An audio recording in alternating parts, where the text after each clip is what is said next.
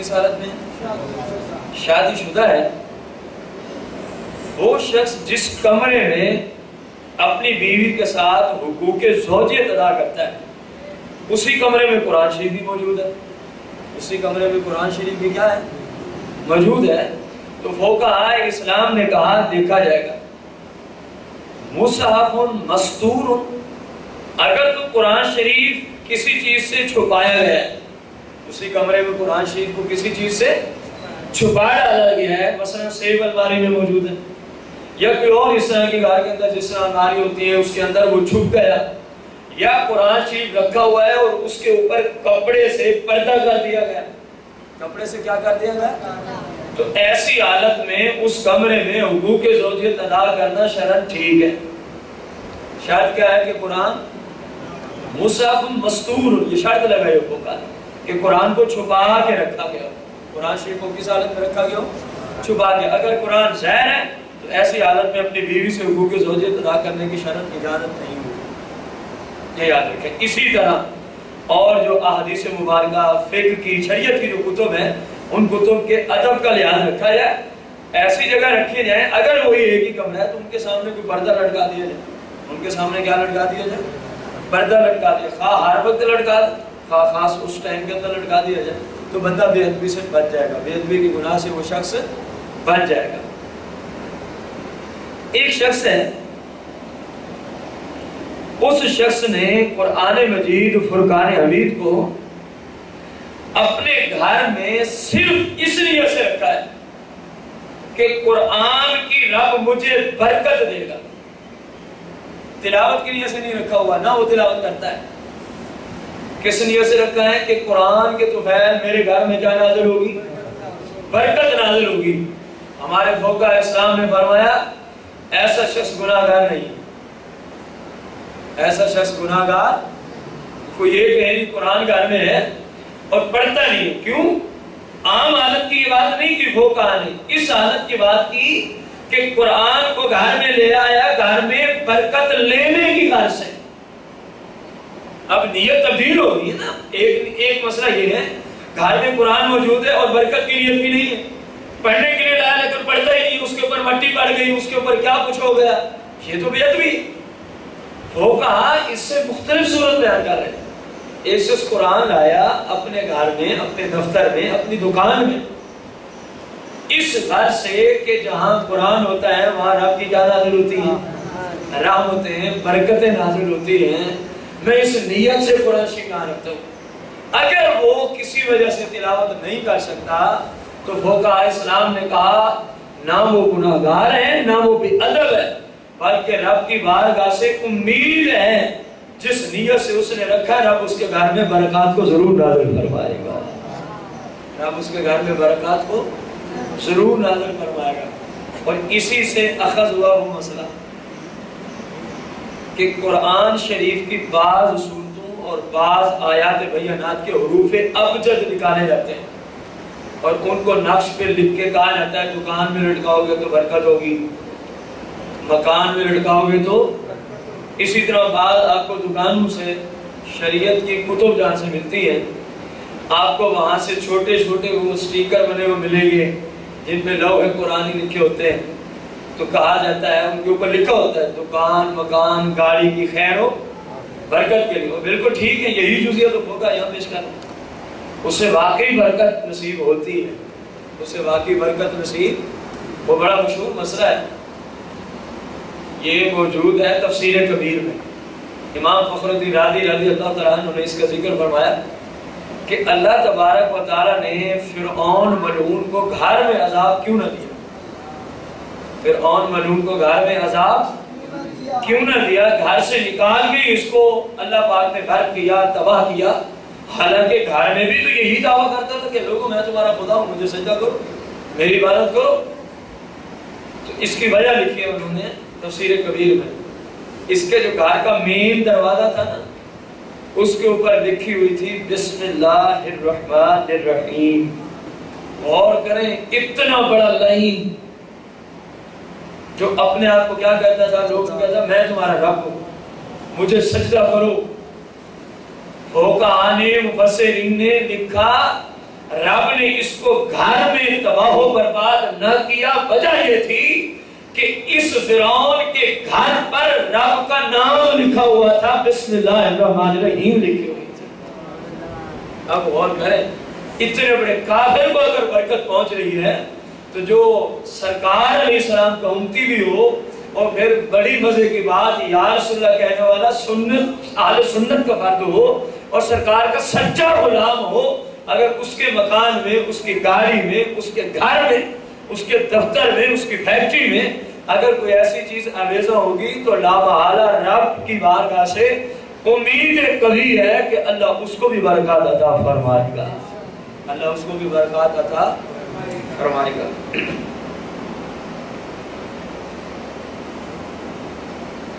اگلا مسئلہ، رجل وضع رجلا علی المصحف، ایک شخص ہے جس نے اپنا پاؤں قرآن شریف کے اوپر رکھ دیا، علیہ باللہ، قرآن شریف کے اوپر اپنا کیا رکھ دیا؟ پاؤں رکھ دیا، خواہ جوتے سمیت یا جوتوں کے علاوہ۔ اس میں افوقہ علیہ السلام نے اس کی دو صورتیں بیان کی ہیں۔ ایک صورت ہے کہ اس نے قرآن کی بے ادبی کی وجہ سے پاؤں رکھا، دوسری صورت ہے کہ بے ادب نہ تھا، بس کسی وجہ سے پاؤں پڑ گیا، کسی وجہ سے قرآن شریف کے اوپر پاؤں پڑ گیا۔ پہلی صورت میں یہ شخص کافر ہو جائے گا، پہلی صورت میں یہ شخص کیا ہو جائے گا؟ جو قرآن شریف یا قرآن کی کسی آیت کی بے ادبی کرتے ہوئے اس پر کیا رکھے گا؟ ادارہ اسلام سے خارج ہے، اگر شادی شدہ ہے تو نکاح بھی دوبارہ، کیونکہ جب بندہ کافر ہو گیا تو نکاح اس کا جاتا رہا۔ اب نکاح کی بھی تجدید، اسلام کی بھی تجدید، اور اگر بے ادبی مقصود نہ تھی، کسی وجہ سے اللہ نہ کرے، اللہ ایسے وقت سے پہلے موت دے دے ہمیں کہ قرآن شریف پر کسی وجہ سے کیا پڑ گیا، تو یہ بندہ کافر نہیں ہوگا، اللہ کی بارگاہ سے توبہ کرنی ہوگی، اللہ کی بارگاہ سے کیا کرنی ہوگی۔ اور اسی طرح اگر ہاتھ سے قرآن شریف گر جائے، ایک ہے قرآن کو اٹھا کے پھینک دینا بے ادبی کرتے ہوئے، یہ بندہ کافر ہو گیا، ایک ہے اٹھایا تھا پڑھنے کے لیے، بساوت ہو جاتا ہے بندے کے ہاتھ سے قرآن شریف نیچے تشریف لے آتا ہے، تو اب ایسا بندہ کافر نہیں ہوگا جس کے ہاتھ سے اس کا فعل نہیں ہے، بس قدرتی ایسا امر ہوا کہ قرآن شریف ہاتھ سے چھوٹا اور زمین پہ تشریف لایا۔ ایسے بندے پر پیسوں کی دنیا میں کوئی کفارہ بھی نہیں ہے۔ بعض لوگ یہ سمجھتے ہیں کہ شاید قرآن شریف ہاتھ سے گر جائے، زمین پہ تشریف لے آئے تو کوئی پیسوں کی دنیا میں کفارہ ہوتا ہے، ایسی بات نہیں ہے۔ ہاں، اللہ کی بارگاہ میں توبہ کرنی ہوگی، اللہ جل شانہ کی بارگاہ میں کیا کرنی ہوگی؟ توبہ کرنی ہوگی۔ ایک شخص ہے، قرآن شریف جس جگہ موجود ہے، یہ اپنے پاؤں اور ٹانگیں اسی طرح پھیلا کے بیٹھتا ہے۔ فرض کیا ہم نے اس جگہ قرآن شریف موجود ہے اور ادھر والا شخص قرآن شریف کی طرف ٹانگیں پھیلا کے بیٹھے ہیں، تو فقہاء اسلام کے نزدیک یہ بے ادبی ہے۔ یہ کیا ہے؟ بے ادبی ہے۔ جس طرف قرآن شریف کھلا ہو، یاد رکھیں آپ اس طرف پاؤں پھیلا کے نہیں بیٹھ سکتے۔ جس طرح کہ آپ کو پتا ہے، آپ یہ مسئلہ پچھلے دروس میں سماعت فرما چکے ہیں، جس طرح کہ قبلہ شریف کی طرف پاؤں پھیلا کے بیٹھنے کی اسلام میں اجازت نہیں، گناہ ہے۔ اسی طرح قرآن شریف جب اس کی آیت کے برابر کھلا ہوا ہے، اس طرف پاؤں پھیلانا کیا ہے؟ گناہ ہے۔ ایک بندہ اوپر والی چھت پہ قرآن شریف پڑھ رہا ہے، یہاں سے اس نے پاؤں پھیلایا تو کوئی حرج نہیں، کیونکہ اس کے پاؤں کی جو آیت ہے، جس آیت پہ پاؤں جا رہے ہیں، قرآن ان سے کافی اوپر ہے، قرآن شریف ان سے کافی اوپر ہے، اس لیے یہ گناہ نہیں ہوگا۔ اگلا مسئلہ سماعت فرمائیں، وَلَوْ كَتَبَ عَلَى خَاتَمِهِ، کسی شخص نے اپنی انگوٹھی پر لکھا یا لکھوایا، انگوٹھی پر لکھا یا کیا چیز؟ اپنی انگوٹھی پر لکھتا ہے اسمہ، اپنا نام، او اسم اللہ تعالی، یا اللہ جل شانہ کا نام لکھتا ہے، یا اللہ تبارک و تعالی کے جتنے صفاتی نام ہیں ان میں سے کوئی ایک نام لکھ دیتا ہے تو انگوٹھی پر ان چیزوں کا لکھنا شرعاً جائز ہے. انگوٹھی پر ان چیزوں کا لکھنا شرعاً کیا ہے؟ جائز ہے. انگوٹھی پر. اگلا مسئلہ اسی مسئلے پر. اب اسی انگوٹھی کو ٹائلٹ میں باتھ میں لے کے جانا گناہ ہے. سمجھ آئیے؟ ایک ہے نفس مسئلہ انگوٹھی پر لکھنا، اور دوسرا مسئلہ ہے اس انگوٹھی کو یا اس لکھے ہوئے کاغذ کے ٹکڑے کو کہاں لے جانا؟ باتھ میں یا ٹائلٹ میں لے جانا. یہ گناہ ہے. یہ کیا ہے؟ اس کو آپ باہر رکھ کے جائیں گے. اس کو آپ کس طرح رکھ کے جائیں گے؟ باہر رکھ کے جائیں گے. اپنے ساتھ لے کے جا سکتے نہیں ہے. فقہاء نے یہاں تک کلام کیا. غور کریں. ایک شخص ہے اذا کان فی جیبہ دراہم مکتوب فیہا اسم اللہ تعالی او شیء من القرآن. فقہاء اسلام نے کہا ایک شخص کی جیب میں، غور کریں، ایک شخص کی جیب میں، یہ عالمگیری میں مسئلہ موجود ہے، کتاب القرائیت کے تحت موجود ہے.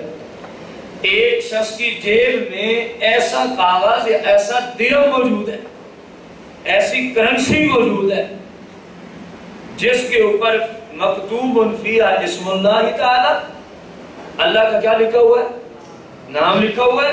اور شیء من القرآن، یا قرآن میں سے کوئی چیز لکھی ہوئی ہے. فَأَدْخَلَهَا مَعَ نَفْسِهِ، وہ ٹائلٹ میں اپنے ساتھ لے گیا. یکرہ، یہ بھی گناہ ہے. یہ بھی کیا ہے؟ گناہ ہے.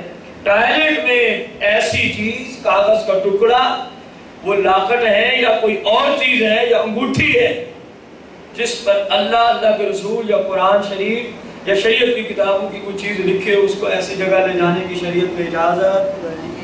لکھوانے میں مذائقہ نہیں ہے، لے جانے میں مذائقہ ہے. لیکن نفس سے ان چیزوں کا لکھنا وہ جائز ہے. دوسرا ہے اس کو بے ادبی والے مقامات کی طرف لے جانا، یہ گناہ ہے. ٹائلٹ ہو یا کوئی اور گندگی کی جگہ ہو، اس طرف لے جانا کیا ہوگا؟ اس بات کا خاص خیال کریں. ہمارے یہاں بہت سارے لوگ اس بات کا خیال نہیں کرتے، خصوصاً کب جب آتا ہے ربیع النور شریف اور آپ نے لٹکانے ہوتے ہیں یہاں پر. اس کو نہ بھی لٹکائیں تو شرم کچھ بھی نہیں ہوتا. لٹکایا ہے تو اس کے ادب و احترام کا بھی خاص خیال کریں. کسی نے یہاں پر کیا لٹکایا ہوتا ہے؟ وہ تو آگے گنبد خضرا کی پکچر سی بنی ہوتی ہے، اس کا عکسہ بنا ہوتا ہے، اور کسی نے نالائن شریفین کا نقشہ لٹکایا ہوتا ہے اور اسی طرح منہ اٹھا کے ٹائلٹ. اس سے تو کھربوں درجے بہتر ہے بندہ لگائے، کیونکہ لگانا کوئی فرض واجب تو نہیں، سنت بھی نہیں. بعض صورتوں میں مستحب جا کے بنے گا، وہ بہت کم لوگوں کو اس بات کا علم ہے. اس قسم نیت سے مستحب بنے گا. تو ربیع النور شریف میں لگانے سے نہیں منع کر رہا. میں کہہ رہا ہوں ادب و احترام نہیں ایک بندہ کر سکتا تو نہ لگائے. اسی طرح انگوٹھی پہ لکھوانے سے نہیں منع کر رہا. اگر اس کا ادب و احترام نہیں ہو سکتا تو بندہ انگوٹھی پہ بھی نہ لکھوائے. عافیت، کیونکہ لکھوانا کوئی فرض واجب تو ہے نہیں کہ نہیں لکھوائیں گے تو گناہ گار ہوں. ہاں لکھوایا اور بے ادبی کی، ادب و احترام اور لوز خاطر نہ رکھا تو آپ بندہ کیا ہوگا؟ گناہ گار ہوگا. یہ یاد رکھیں. غور کریں. فقہاء اسلام نے یہاں تک کلام کیا ہے. ایک ایسا کاغذ ہے، کاغذ کا ٹکڑا، یا کوئی اس نے ستون سا کھڑا کیا ہے، کاغذ کا ٹکڑا یا ستون سا کھڑا کیا ہے، اس کے اوپر لکھا ہوا ہے فرعون یا ابو جہل. کیا لکھا ہوا ہے؟ فرعون یا ابو جہل. یہ کچھ عاشقوں کا کلا کما بھی ہونا ہے اس میں، غور کرنا اپنے مسئلے پہ، جو خام عاشق بنے کو پہلے مسئلہ یہاں سے سمجھے، پھر آپ کو وہ صورتیں سمجھے آئیں گی جو روڈ پہ بساؤ کا نام لکھ کے ان کی بھی ادبی ہوتی ہے، یہ اپنے عشق کے اندر نکلے ہوتے ہیں۔ جو ان کا دشمن ہے اس کا نام روڈ پہ لکھ دیا، اس کے آگے لکھا مرد آباد۔ اب دیکھیں فرعون یا بولے تو صحیح، فرعون یا ابو جہل کتنے بڑے لعین ہیں دونوں، اور ہمارے بہت بڑے یہ دشمن بھی ہیں اسلام کے اعتبار سے۔ اب غور کریں فقہاء اسلام نے کیا لکھا کہ ایک کاغذ کا ٹکڑا ایسا ہے یا کوئی ستون ایسا ہے، کوئی دیوار ایسی ہے جس پر لکھا ہوا ہے فرعون یا اذا کاتب اسم فرعون او کاتب ابو جہل، یا یوں اس کو مجہول بھی پڑھ سکتے، اذا کتب فرعون او کتب ابو جہل علی غرض یکرہ ان یرموا الیہ، جس جگہ پہ فرعون یا ابو جہل کا کیا لکھا ہوا ہے، آپ کو تیر انداز ہے، کون ہے یہ، اسی جگہ وہ اپنا نشانہ بنائے بیٹھا ہے، تیر چھوڑتا ہے وہیں جا کے لگتا ہے، یہ اپنا نشانہ سیٹ کر رہے ہیں، پریکٹس ہو رہی ہے، پھر تیر چھوڑتا ہے کہاں لگتا ہے جہاں کیا لکھا ہوا ہے، ابو جہل جیسے بدترین شخص کا نام یا فرعون جیسے بدترین شخص کا نام، تو فقہاء اسلام نے کہا یہ بھی گناہ ہے۔ اب علت ان سے سنیں، علت کیا ہے؟ کیونکہ یہاں ذات ابو جہل نہیں آئی ہوئی، یہاں ذات فرعون کہ اس کو یہ تیر مارا ہو۔ فقہاء کی بات سنیں کہ یہ کیوں، لِأَنَّ لِتِلْكَ الْحُرُوفِ حُرْمَةً، کہہ رہے کیونکہ یہ حروف تہجی میں آتے ہیں، فرعون میں فا آیا، را آیا، عین آئی، واو آیا اور نون آیا، اور ابو جہل میں الف با واو جیم ہا اور لام آیا، اور روایت میں آتا ہے کہ یہ جو حروف تہجی ہیں یہ رب کی طرف سے نازل شدہ ہیں، رب کی طرف سے کیا ہیں؟ نازل شدہ ہیں۔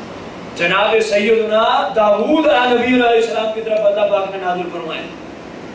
اب غور کریں فقہاء کس صورت کو لے کے منع کر رہے ہیں کہ یہ حروف تہجی میں سے ہے، اور حروف تہجی رب کی طرف سے منزل شدہ ہے، نازل شدہ ہے، اور ان کا فی نفس ہی حروف تہجی کا ہمارے لیے ادب و احترام لازمی ہے، ہمارے لیے ادب و احترام لازمی ہے۔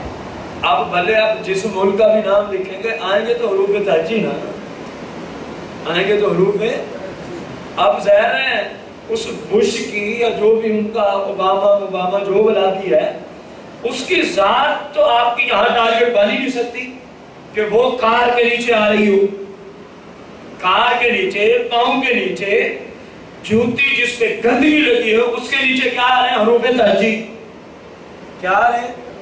اور فقہاء اسلام نے اس سے کیا فرما دیا؟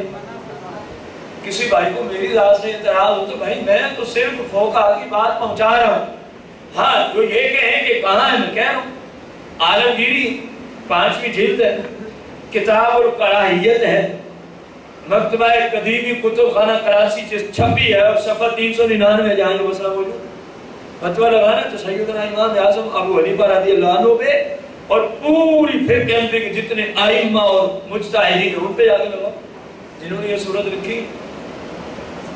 تو عشق کے بھی کوئی طریقے ہوتے ہیں، اندھا ہو کے عشق پہ چلنا یہ تو جہالت ہے، عشق کریں ضرور لیکن کم از کم عشق کے جو شرعی طریقے ان کو اپنائیں۔ کیسا عشق ہے؟ نماز کی اس کو فرصت نہیں ہے، یہ سب سے بڑا عاشق رسول ہے نا، اپنے آپ کو دھوکہ دینے والی بات۔ نماز حضرت پڑھتے نہیں لیکن سب سے بڑے عاشق یہی ہے، یہ اپنے آپ کو دھوکہ دینے والی بات ہے، اور تو کچھ اللہ رسول کو تو بندہ دھوکہ دے ہی نہیں سکتا۔ وہاں تو پریکٹیکل عشق درکار ہے، وہاں تو پریکٹیکل عمل کر کے دکھانا درکار ہے عشق کے لیے، وہاں زبانی کلامی جھوٹے دعوے چلتے ہیں، یہ یاد رکھیں۔